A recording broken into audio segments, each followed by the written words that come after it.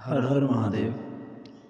श्री रुद्र संहिता का चौथा अध्याय श्री रुद्र संहिता जिसमें आप जानेंगे जिसमें हम नारद जानेंगे जी ने भगवान विष्णु विवादग्रस्त को ब्रह्मा श्राप क्यों दिया। और विष्णु के मध्य अग्नि स्तंभ का ऋषि प्रकट बोले, होना। हे सूत जी, ब्रह्मा जी कहते हैं, रुद्रगणों हे के देव चले ऋषि, जाने पर नारद जी जब ने क्या नारायण किया जल में और वे शयन कहाँ करने गए, लगे इन सब तब के बारे शिव जी में भी की हमें इच्छा से बताइए। विष्णु जी की नाभि सूत से जी बोले, एक हे बहुत ऋषियों, बड़ा कमल प्रकट माया हुआ। से मोहित नारद जी उसमें उन दोनों असंख्य शिवगणों को श्राप नालदंड देकर थे। भी वह पीले रंग का था और उसकी ऊंचाई भी कई योजन थी। कमल सुंदर, अद्भुत और संपूर्ण तत्वों से युक्त था। वह रमणीय और पुण्य दर्शनों के योग्य था। तत्पश्चात भगवान शिव ने मुझे अपने दाहिने अंग से उत्पन्न किया। उन महेश्वर ने अपनी माया से मोहित कर नारायण देव के नाभि कमल में मुझे डाल दिया और लीला पूर्वक मुझे प्रकट किया। इस प्रकार उस कमल से पुत्र के रूप में मुझे जन्म मिला। मेरे चार मुख लाल मस्तक पर त्रिपुंड धारण किए हुए थे। भगवान शिव की माया से मोहित होने के कारण मेरी ज्ञान शक्ति बहुत दुर्लभ हो गई थी और मुझे कमल के अतिरिक्त और कुछ भी दिखाई नहीं दे रहा था। मैं कौन हूँ, कहाँ से आया हूँ, मेरा कार्य क्या है, मैं किसका पुत्र हूँ, किसने मेरा निर्माण किया है। कुछ इसी प्रकार के प्रश्नों ने मुझे परेशानी में डाल दिया था। कुछ क्षण बाद मुझे बुद्धि प्राप्त हुई और मुझे लगा कि इसका पता लगाना बहुत सरल है। इस कमल का उद्गम स्थान इस जल में नीचे की ओर है।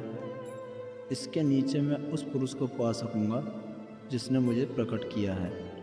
यह सोचकर एक नाल को पकड़कर मैं 100 वर्षों तक नीचे की ओर उतरता रहा, परंतु फिर भी मैंने कमल की जड़ को नहीं पाया। इसलिए मैं पुनः ऊपर की ओर बढ़ने लगा। बहुत ऊपर जाने पर भी कमल को उसको नहीं पा सका। तब मैं और अधिक परेशान हो गया। उसी समय भगवान शिव की इच्छा से मंगलमयी आकाशवाणी हुई और उस वाणी ने कहा, तपस्या करो।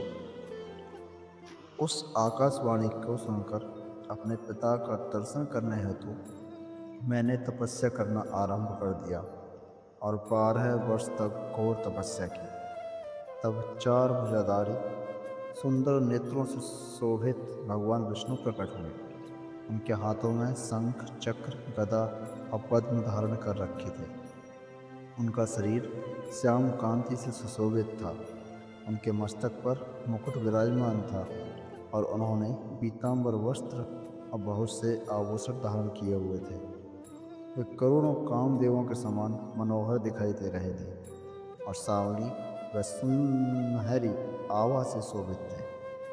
उन्हें वहाँ देखकर मुझे बहुत हर्ष व आश्चर्य हुआ। भगवान शिव की लीला से हम दोनों में विवाद छिड़ गया कि हम में से बड़ा कौन है। उसी समय हम दोनों के बीच एक ज्योतिर्मय लिंग प्रकट हो गया। हमने उसका पता लगाने का निश्चय किया। मैंने ऊपर की ओर और विष्णु जी ने नीचे की ओर उस स्तंभ के आरंभ और अंत का पता लगाने के लिए चलना आरंभ किया, परंतु हम दोनों को उस स्तंभ का कोई और छोर नहीं मिला। थककर हम दोनों अपने उसी स्थान पर आ गए। हम दोनों ही शिव जी की माया से मोहित थे। श्री हरि ने सभी ओर से परमेश्वर शिव को प्रणाम किया।